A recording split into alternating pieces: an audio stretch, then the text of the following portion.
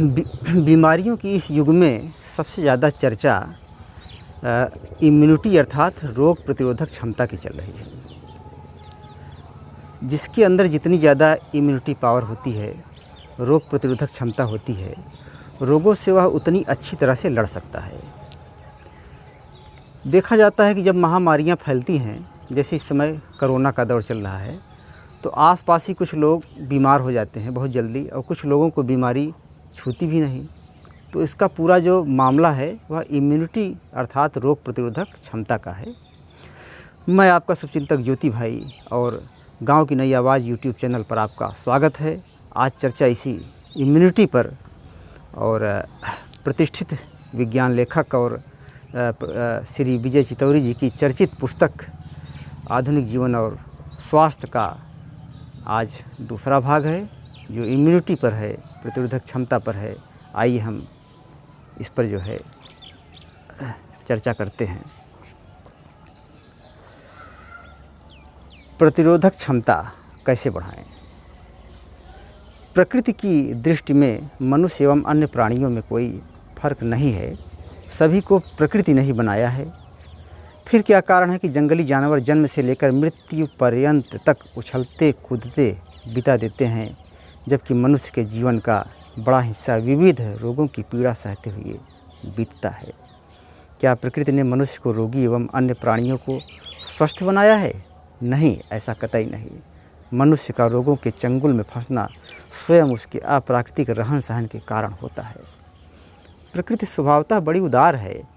जब कभी मनुष्य स्वास्थ्य के नियमों का उल्लंघन करता है तो उसे प्रकृति अस्वस्थता के छोटे मोटे कष्ट देकर शरीर को पुनः रोग मुक्त कर देती है। जब यह उल्लंघन लगातार और अधिक सीमा तक चलता रहता है, तब प्रकृति व्यक्ति को लंबे समय तक रोगी बनाने के लिए विवश हो जाती है।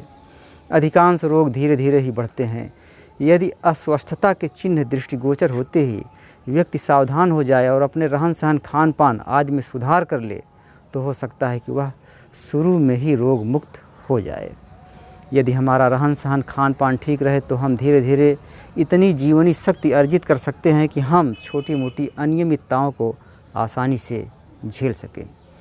ऐसी बहुत सी चीज़ें हैं जिनसे शरीर में शिथिलता आने लगती है और व्यक्ति की जीवनी शक्ति घटने लगती है, जैसे खान पान की गलतियाँ, शराब व अन्य नशीली चीज़ों का इस्तेमाल, कसरत व श्रम से दूर रहना, मानसिक असंयम आदि।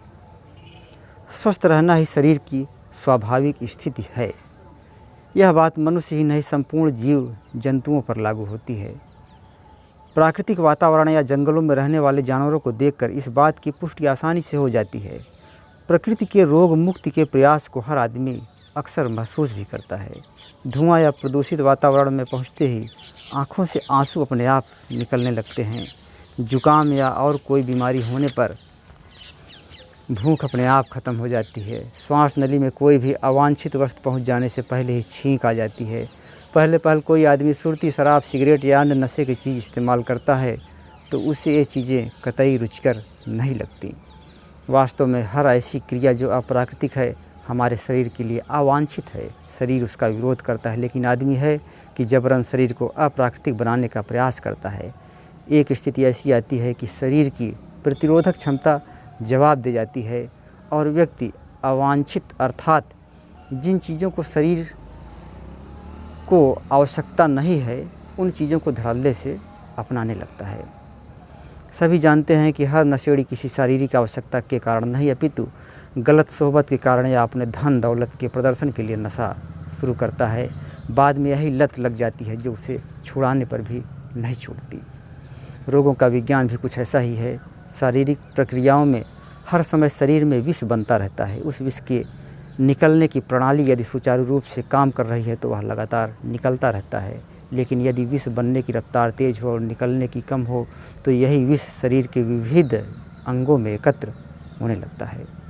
विष एकत्र होने की इसी अवस्था को रोग कहा जाता है। यह विष जिस अंग या जिस रूप में एकत्र होता है या जिस तरह से निकलने का प्रयास करता है, उसी तरह रोग के नाम रख लिए गए हैं। यह विष जब नाक से निकलने का प्रयास करता है तो उसे जुकाम कहा जाता है।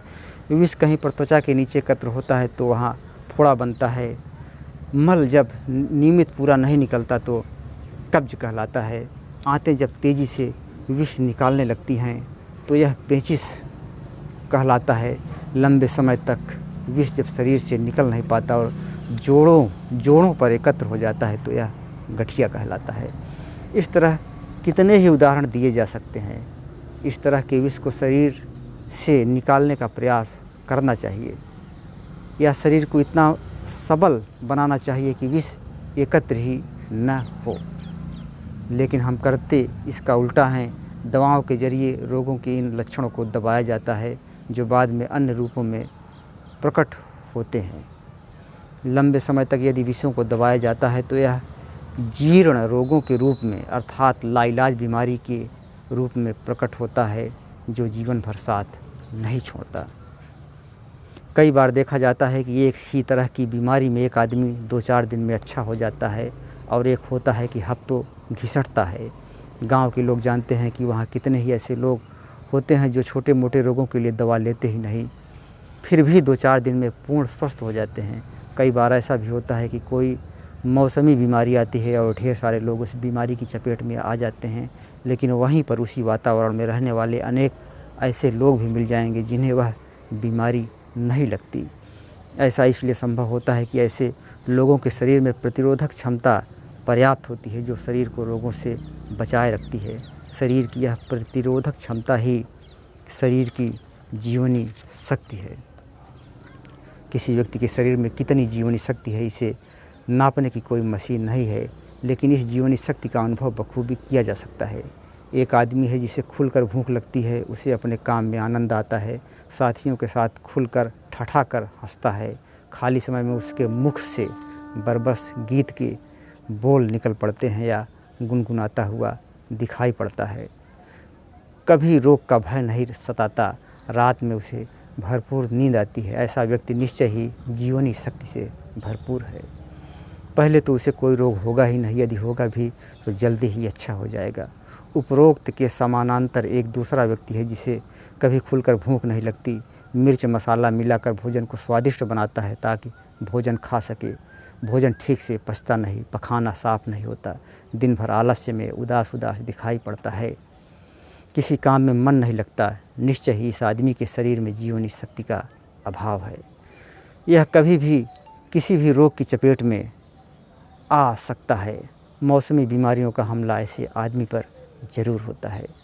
अब सवाल यह उठता है कि यदि किसी के शरीर में जीवनी शक्ति का अभाव है तो वह इसकी पूर्ति कैसे कर सकता है।